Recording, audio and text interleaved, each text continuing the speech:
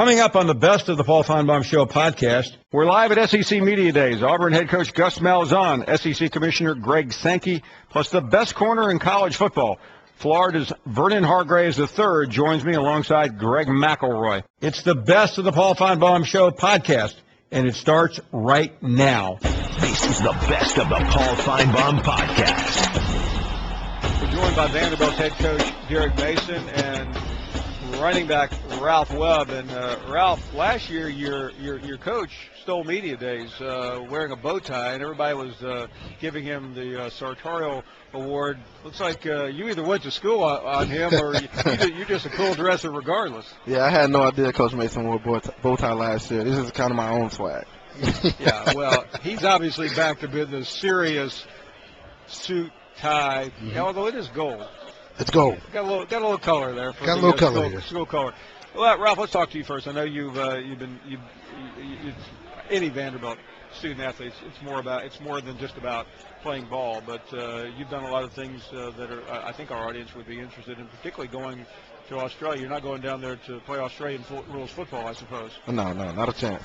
So what was the purpose of the trip? My purpose of the trip was to take a class, a biology course. It fulfills a science requirement. A sociology major, but we need a science course in order to graduate. 3 of them. That was my second one. So we did some great things down there. We snorkeled in the Great Barrier Reef. Really? Yeah, we went. By the way, when I took summer school classes, they were in an unair conditioned room because I didn't pass. I didn't go to Australia. We snorkeled in the Great Barrier Reef, which probably was my most magnificent moment over there. Wow. We also jungle surf, which is aka zip lining. We canoed in the mangrove swamps, and we actually went hunting in the mangrove swamps when the tide was low. So it was actually the go underneath. You could see all the roots. We caught some oysters. Did you run this by Coach Mason before you did all this? Nah, Coach Mason, I don't think you know about that part. He know about the Great Barrier Reef, but he know about the going hunting part. Oh, man. Well, what about it, Coach? I mean, now it may be too late to come down on your star pupil here, but Right. what do you make out of all this? I tell you what, anything that we can do to enhance the student-athlete experience is fantastic. Study abroad is not something new at Vanderbilt, but we take Maymester, and our student-athletes have a chance to, study abroad if the opportunity presents itself. And, Ralph came to me and said, hey, Coach, this is something I want to do. I'm excited about the opportunity. And, of course, our football administration backed it. And so, for him, I didn't know about the zip lining. I didn't know about all the extracurricular activities. But here's what I'll say. I know Ralph well, and I know that he's never going to put himself in harm's way. So everything that he did in fun, and it was probably one of the most enjoyable experiences of his life. Well, Coach, speaking of getting away, I know it's over now, but did you get away at all and relax? You know what? I got to the city of Charleston. I had a chance to. A friend of mine has a restaurant, in Charleston, Hall's Chop House, and we had a chance to get by there. And me and my wife spent 2 great days together, and that was fantastic. I've been with my kids throughout the summer, and really in the office. I think after the season. It was definitely about getting back to work, and that's where I've been. I've been in the lab trying to make sure that, it's definitely about getting it right, and so that's what we're doing. Ralph, what do you make out of Coach taking his wife for a romantic 2-day visit to the beach? I mean, does that make sense to you, or does that just sound like something from a bad movie? Oh, no, that's great for him and his family. Everyone deserves a little downtime, but now we're getting things back rolling. Camp's coming around in less than couple weeks, seems like, and so we're going to get the ball rolling. Coach, on that front, a lot of the people that listen and see us every day, they think there's a game tomorrow because right. Media Days is here, but there really isn't. There's still a little more time, but in your right. mind, is this when the switch turns? Well, the switch has already turned. That calendar now is just starting to count down, and that's really what happens. SEC Media Day. For me now means that, we're on the official clock. And so the countdown has begun. And with that, it's definitely about, trying to tie up loose ends, understanding that this thing is coming to an end and the season is upon us. So, right now it's just about the finishing touches that you've tried to create or tried to finish with your football team because the culture has to be shaped by now because there's no turning back. Ralph, Coach and I have had some friendly conversations recently, and he's he's working hard to convince all of us that this is going to be a different year in Nashville. You're part of this club. You're a big part of it. What do you see that would convince you as a player, but everyone else watching or listening, that Vanderbilt's about to take off? I think we're a much more competitive team than we were last year. Coach Davis is making sure that we do a competitive drill after every workout, no matter what it is, from the most pull-ups to holding weight for as long as we can hold it. I think we're just it's a much more competitive environment. We must first compete with ourselves before we compete with others. So I think that we're going to take that and translate it into September 3rd. How did last year impact you, and how does it also, or did it, motivate you in the offseason? Oh, yeah, last year there's pros and cons. So we want to take the cons and work on them to make them be the best you can be. And we take the pros and build off it. So there's always ups and downs. We had a very rough season, a very young team, played the most freshmen in the nation, 31. And I think we're going to take that year of experience and implement it in fall camp and make sure we have a much better season this year. Coach, Ralph's turned me around. I like what he's saying. Well, I mean, he gets it. I think the thing with Ralph is that Ralph's one of the first guys in the building, one of the last guys to leave. And I think that's important when you have young guys, as well as our veteran group, that understand that, 3-9 is really unacceptable for us. And that's not the place that we want to be, but it's really a comma and not a period. So we've moved on from what that is, and now we've had to be about the work and that it takes to be relevant in this conference. And as you know, every week's a dogfight. So whether you're playing a non-conference schedule or a conference schedule, you got to bring your A game. And for us, we call that RTI, relentless, tough, and intelligent. That's the competitive part of what we have to do. We got to play 4 quarters, 60 minutes every play. We got to be tough about what that looks like and really start to impose our will on teams. And we got to be better in the intelligence category of making sure that we cut down on turnovers and penalties, and that we maximize our opportunities in situational football, red zone, third down. And if you can do those things, if you can just do those things alone, and those things are measurable when you look at film, you can be a better football team. I was in Knoxville recently, and the fans there are obviously looking ahead, but they did come away with respect for Vanderbilt. And I wonder, that game was in doubt. Is there losses are losses, but what did you take from that loss, Ralph, and how does it encourage you a little bit that this team is close? I took from it that our team has heart. Until the game is over, it's over, but we're going to play until the last whistle, and that's what I love about our team. We're willing to complete, we're willing to sacrifice for each other, and I know that we have heart, and we're going to use that heart and hard work that we put in this offseason to have a great season this year. What is this experience like for you? And I know it's probably not likely that you see your contemporaries around here, but they're all rolling around. The coaches know each other pretty well. The players, how well do you know the other players in this league? I know some of them. I have a best friend, Chris Thompson, who plays for Florida, plays for receiver. We went to high school together, played on the same high school team. So is it being here, is it overwhelming, or is it just a lot of people and a lot of questions? It's a very exciting environment. This is very new to me. It's my first SEC Media Day. I've never been here. I'm just excited, and I'm honored that the coaches and Vanderbilt chose me to represent this team. How long did you work on this outfit? It didn't take very long, about 30 minutes or so. Now, I sincerely, Coach, you don't look like the kind of guy that's thinking 4 days in advance what I'm wearing. I mean, do you just walk into the closet early in the morning and just throw something on, or do you think it through? You know what? I guess when you're out, shopping, and I don't do it much, but when you are out, if something catches your eye, you get it then. You don't wait until 4 days. And you say, I'm wearing it. Yeah, I saw the jacket, and I said to myself, about 4 or 5 months ago that's the jacket I want. And, I picked the jacket, and then we moved from there. But I'd be remiss, since we're talking, and Mr. Finebaum, I'd be remiss in not talking about Andy Lovewood. I think Andy's been one of the key hires, to this football team and to this staff. Ralph mentioned James Dobson in terms of our strength and conditioning coach, and he's really reshaped the culture. But when you talk about Andy Lovewood, he's given our offense a different identity. He understands, when you look at his track record, he understands how to utilize personnel and make sure that the scheme matches the personnel, which was somewhat of a struggle for us a year ago. He's been able to put guys in position to make plays, to be successful, and these guys' confidence is high. It's growing, and that's what we need. When you're a young football team, you got to grow. And he's been able to grow this group leaps and bounds, and I'm looking forward to our first game of the season to see how much we've grown. I asked you this, I believe it was in Destin. I mean, you always learn. There's a big difference between that first year and the second year, personnel-wise, and I realize you've made some adjustments. Right. But what else, Coach Mason, did you take away, and do you feel better about right now? I do feel better about right now because I'm not assuming. I'm not making statements about what our football team is going to do. And you know, I sort of made an assumption that our football team was going to be good just because we're an SEC team. And you can't make that assumption. You never know what you have until you start playing games. So with our football team, I haven't talked to our team about anything but the work. That's all we talk about is the work, okay? And you can't shortcut that process. So our football team, I'm not talking about, you know, what we are or what we're going to do.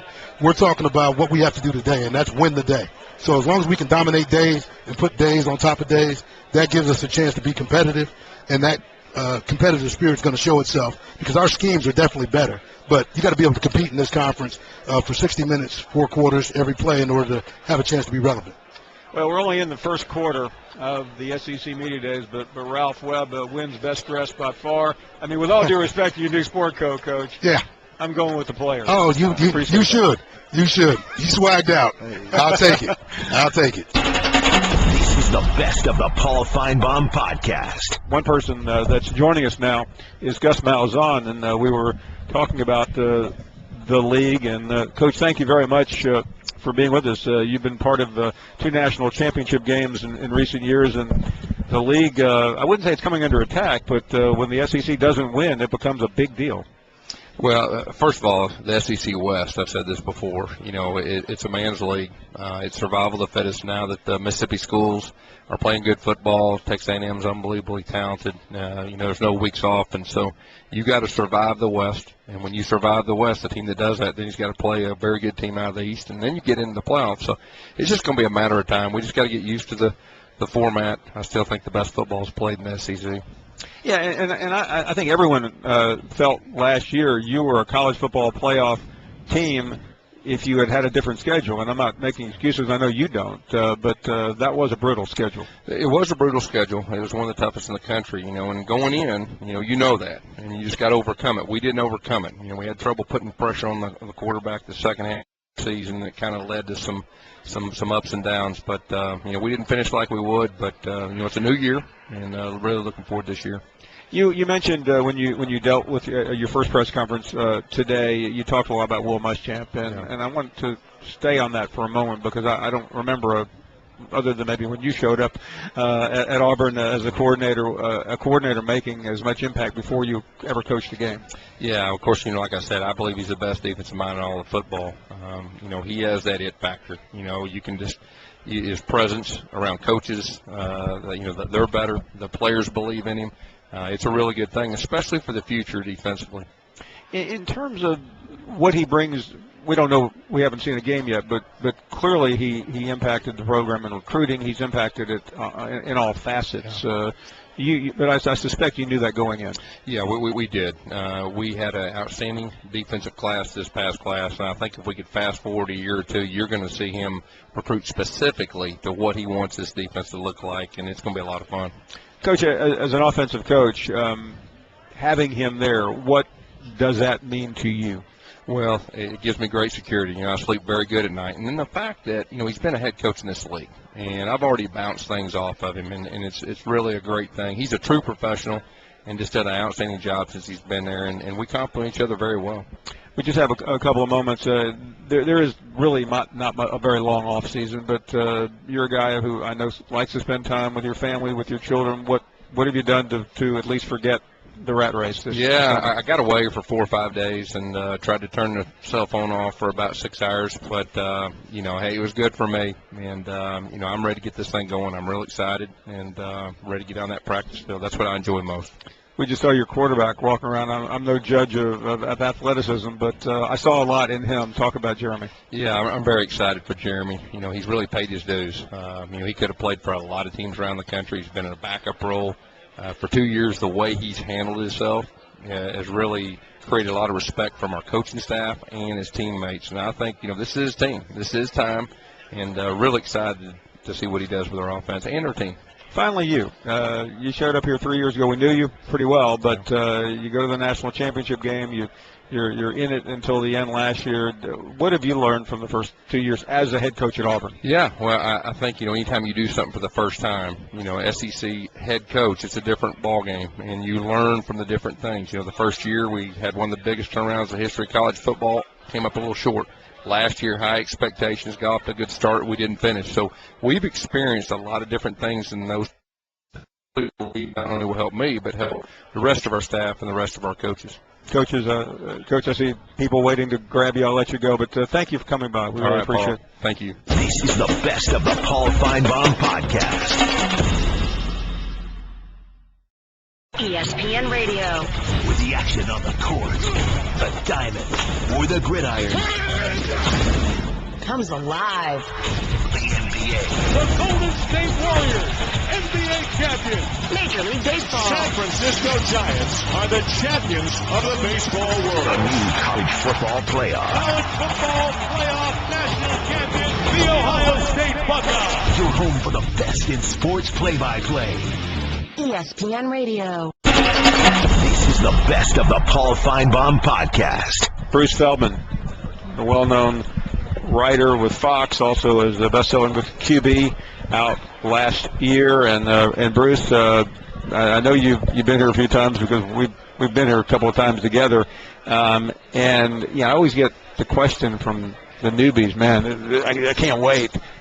But it always does start like this. There's not much happening in the first day, particularly when Vanderbilt and a couple of other squads are bouncing around. Yeah, it's a little more low wattage at this point, but I still think there's an aspect of, Greg Sankey speaks, and then all of a sudden we're looking around, and they brought in the players first into the big room, and here's, Jeremy Johnson, and you look around, I'm like, there's probably more people around him right now than there will be at like every other conference media day, but maybe the Big Ten.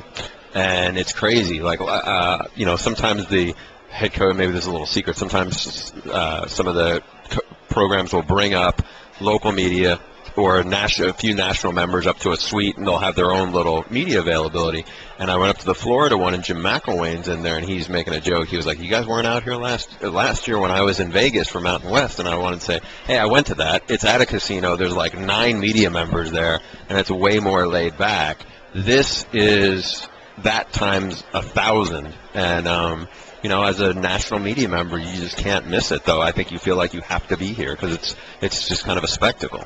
Yeah, I mean, I was part of it today, but I was still like, what's Sports Center doing here?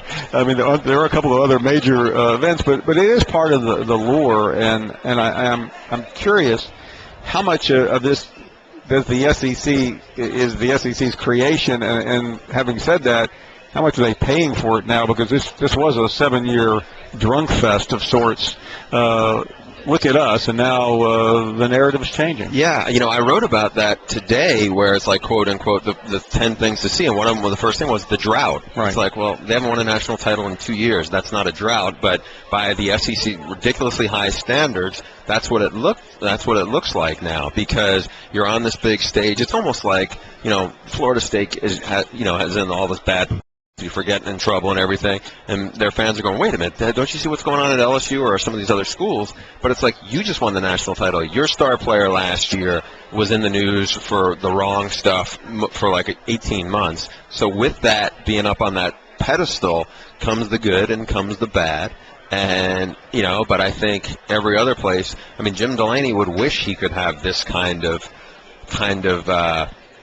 forum, I think is the best way I would describe it, because you can do with whatever you want. I mean, look, for a guy like Vernon Hargraves, who I think represents himself in Florida really well when he speaks, I think that's a great thing for them, because, we have 1,000 media members here.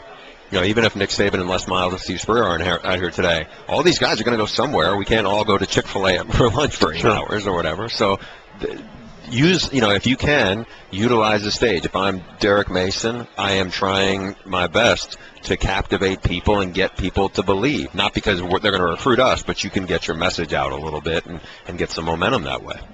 Bruce, from that national perch, which you have and have had for many, many years, what if the SEC doesn't do it again this year, and it is Urban Meyer? Ooh, that's a tough pill to swallow because he came from Florida. Now he left. I don't want to say with his tail, between his legs, but he got overtaken by Alabama. And a lot of times, you can look at it and say, okay, well maybe this is flipped now because look, they're the odds-on favorite to win the national title. And I think, you go back not even 10 months, and everybody was. It was a punchline for the Big Ten that Ohio State loses to Virginia Tech by 2 touchdowns at home, and there was other losses in the league. Well, the reality is that didn't happen overnight. All those the Big Ten had been losing bowl games and had been embarrassed, and Michigan, which is one of their glamour schools, has had one top 25 finish in the last 7 years, and Penn State had their issues that left them reeling. So the fact that Urban Meyer has helped lead Ohio State and kind of lead the Big Ten back to prominence is interesting. Now, can he sustain it? That is the hard thing because, he did for a little bit and then it all collapsed in Gainesville. But I think for people looking at it and going, man, let's see if he can do it. And then all of a sudden, the best program in the country will not be in the SEC. And I think, to a lesser degree, if you were to ask people at this time last year who's the best coach in college football, I think, the overwhelming majority would say Nick Saban. If you ask them right now, I think a lot of people would say Urban Meyer. If he wins another championship, I think Alabama gets further and further away from where they were that night when they just smoked Notre Dame in Miami. I mean, that seems like a while ago now, and I was just down there in the spring game, and you look at it, and they have more big D linemen and more athletic big people than anybody in the country. But if you don't win, and if you don't have a big-time quarterback delivering in the clutch situations, it doesn't matter that much.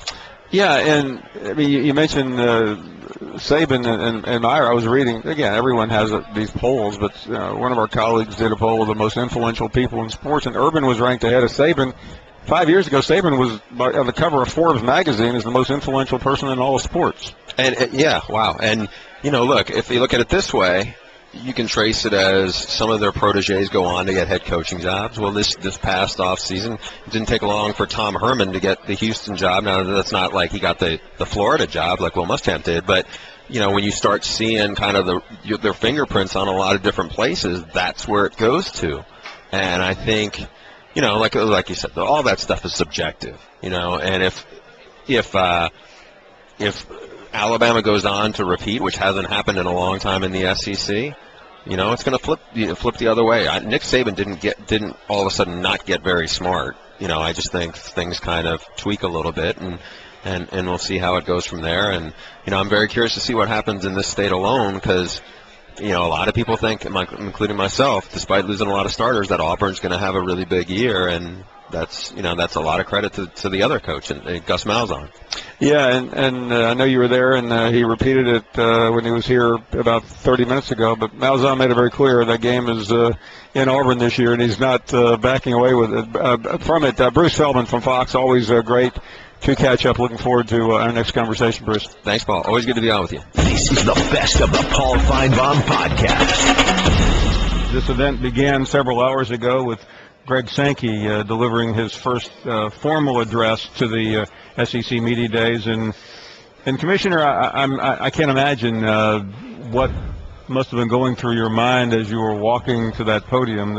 It had to be a big moment. It was. I had a phone conversation with Mike Slive this morning, just friends, and he said, take it all in. He told me that a couple of weeks ago as well at another event. So I did, and reflected on the journey that led us here.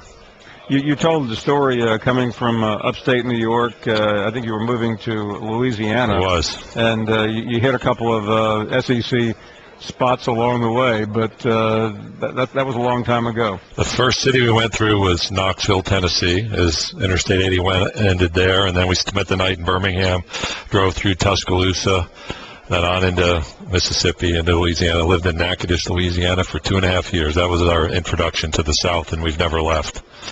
So many of my colleagues were watching today, and I've stood with you before at Commissioner Slive's events, and it was always a guessing game, and you would know in advance because you'd probably seen it, but would it be Einstein or Churchill? Would it be Socrates or Muhammad Ali? You opened with Robert Zimmerman, better known as Bob Dylan. Right, I did. There was some intentionality about just setting a different tone, obviously, and I thought about Plato or Aristotle, but it seemed like the wrong generation. And moving forward, Bob Dylan became the opportunity to do that, or the vehicle for communicating that. I thought the lyrics, and then if you listen to the writers and critics who prophesize, it seemed appropriate for this room. And I'm curious about that because as a fan of Dylan growing up, it wasn't really the sound; it was the words and the inflection.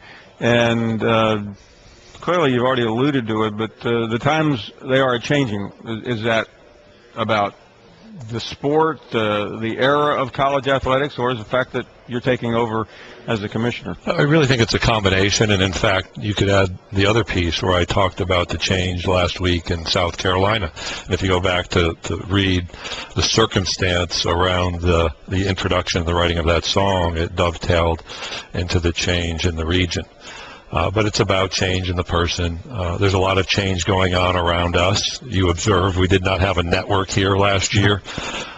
We have external pressures, external expectations that are new. The level of attention is magnified beyond what anyone would have expected even 20 years ago. So I think that all combines to make that an appropriate set of lyrics to use in observation. I thought it was poignant that you mentioned the situation, the incredible situation in South Carolina, but you didn't use it as a bully pulpit, so to speak. You made mention of it. You certainly praised the many people from Mississippi and other states, including South Carolina.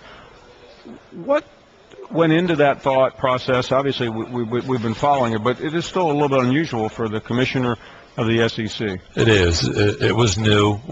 I made a statement from my perspective a few weeks ago as the focus was growing, particularly in South Carolina.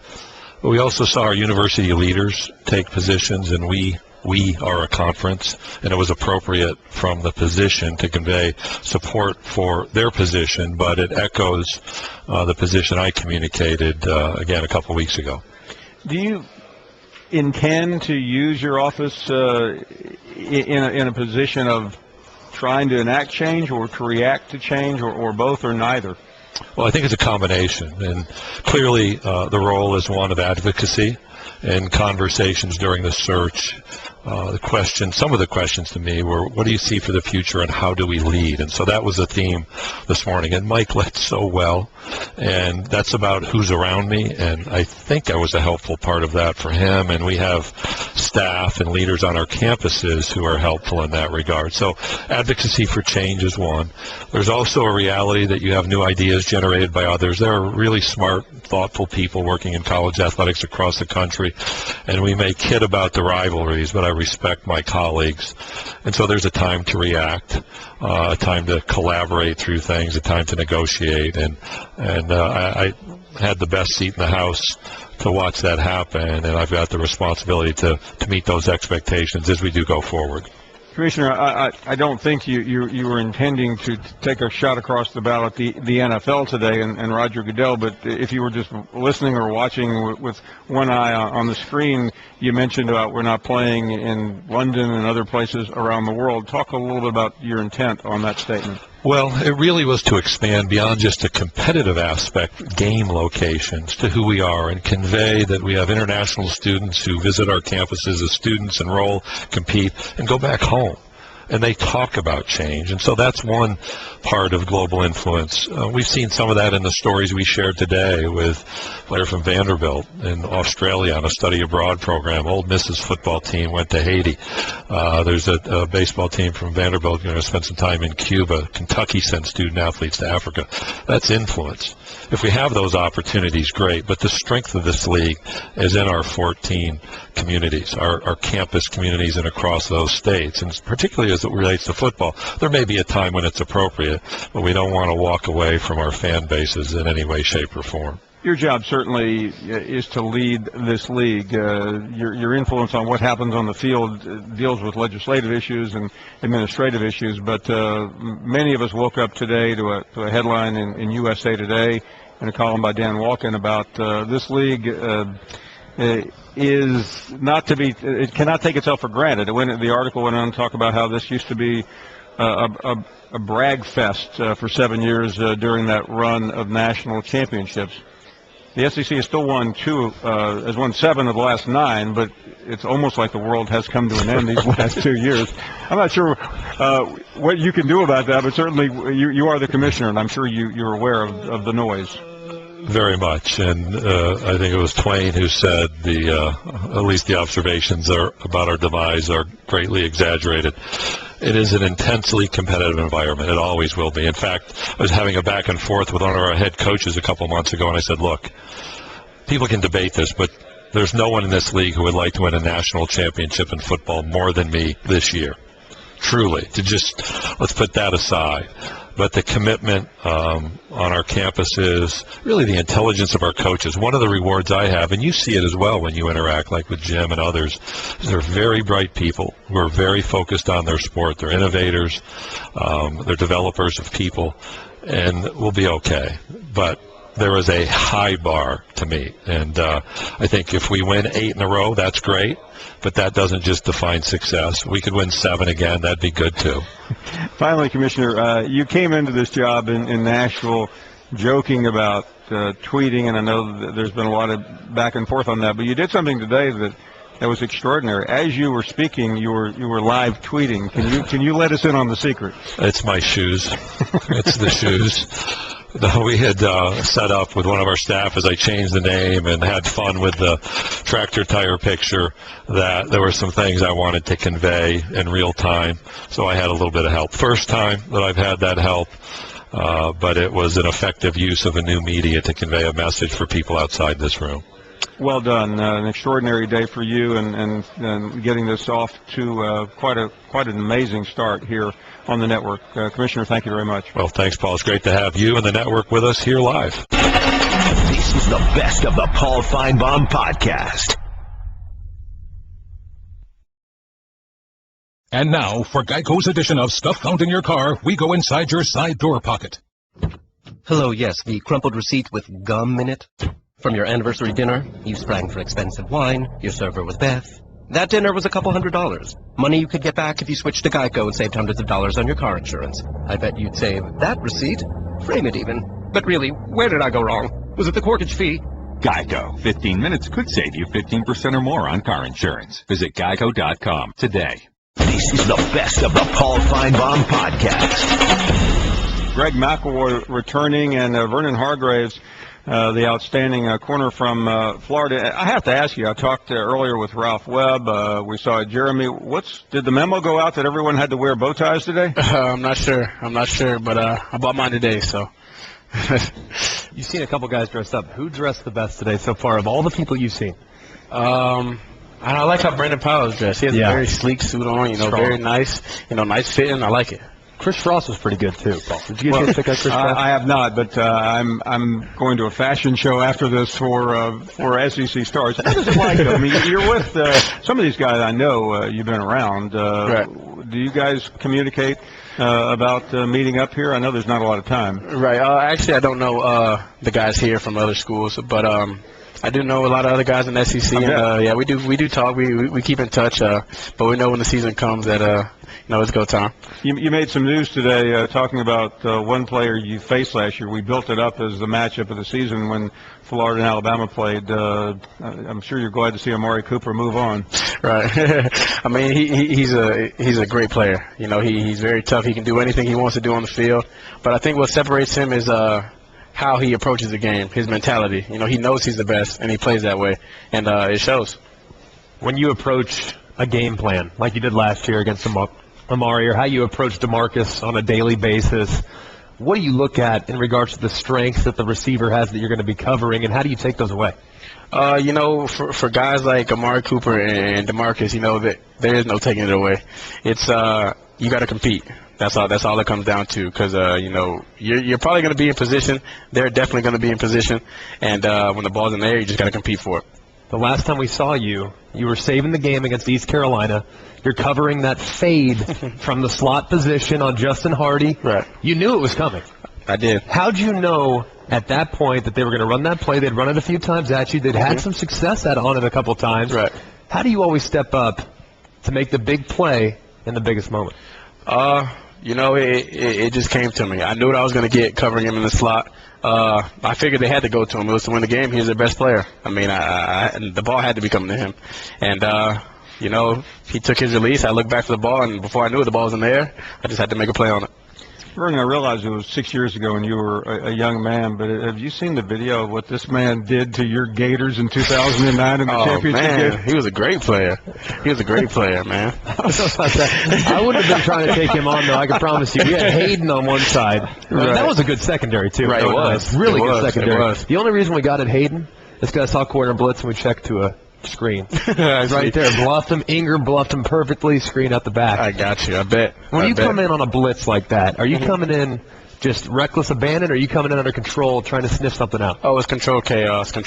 You come in, there's different rules you have to play. You come in and you get his own read, you have to settle it down, and you got to play the quarterback. If he gets to drop back, you got to make sure he can't spin out on you. So it's control chaos. You got to go in there like a madman, but you also have to be controlled, though. What's it like with a new regime on the defensive side? Certainly, Will Muschamp was a coach I know you guys love, but you have a new coordinator from state. Mm-hmm. How has it changed, and what impact? There hasn't been a lot of change, and I think I can credit the coaches for that. Coach Mack and Coach Collins, they didn't come in and try to put their foot down. They let us get used to their ways. They told us how it was going to be. They let us mold to how they're doing things, and I think that's all we can ask for. You guys are really strong in the secondary at every position for the most part, even at nickel. Right. I mean, really strong, 5 wide, about as talented as you're going to find. Now in the front 7, there's a couple question marks. Right. Antonio Morrison's coming back from an ACL. You have a couple injuries. Some young guys that could be stepping up. What are you guys going to do in the back end in order to allow those guys to grow into their new roles?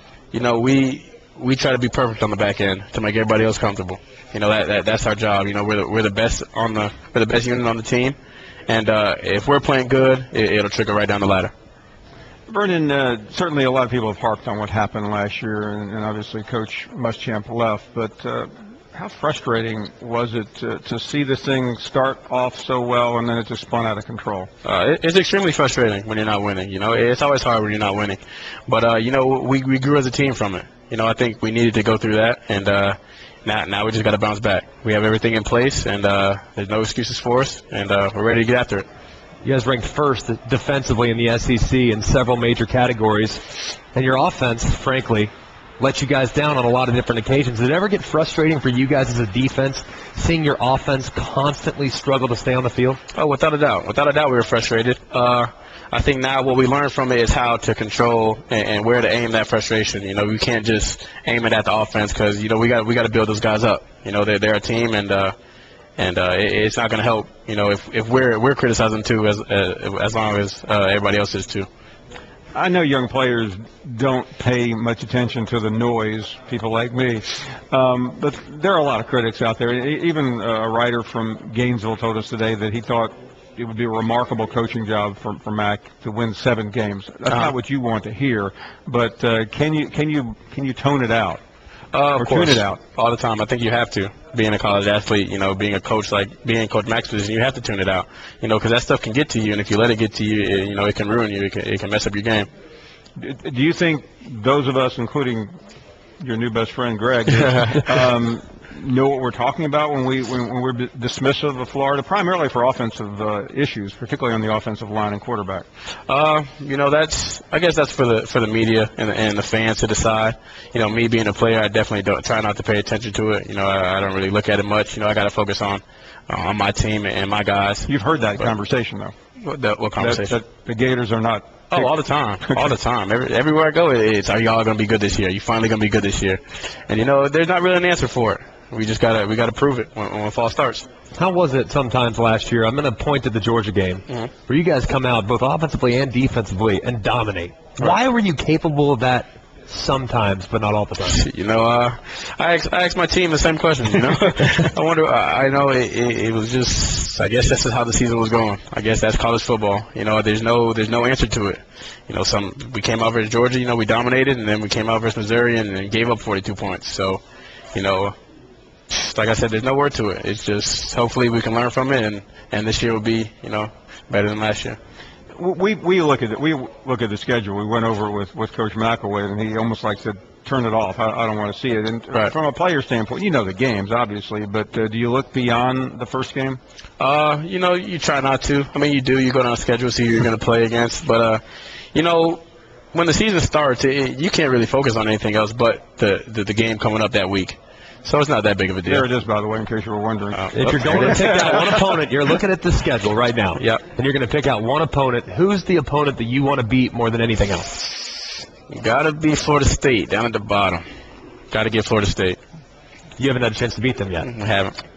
By the way, I was in Knoxville a week and a half ago and saw Josh Dobbs. That's the September 26th game. They haven't beaten Florida in 10 years. And Josh didn't say anything, but others have. They're pretty confident for a school that hasn't beaten Florida in 10 years. Right. I mean, they were confident last year, too. You know, they came at us with all the checkerboard stadium, and they tried to do all that. But, you know, it's Tennessee, Florida. I love it that way. It's supposed to be that way. They're supposed to want to win. They're not going to come out and say they're going to lose.